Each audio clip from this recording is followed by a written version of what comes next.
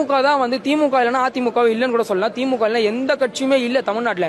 திமுக இது அதான் வந்து ஒரு கவிதை ஒன்று இருக்கு.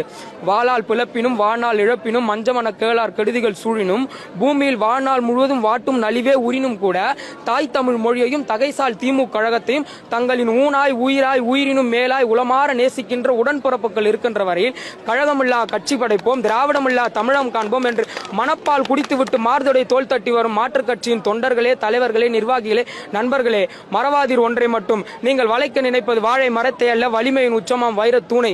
நீங்கள் சாய்க்க நினைப்பது சாதாரண கட்சி அல்ல, சாகா வரம் பெற்ற சமுதாய மறுமலர்ச்சி இயக்கத்தை.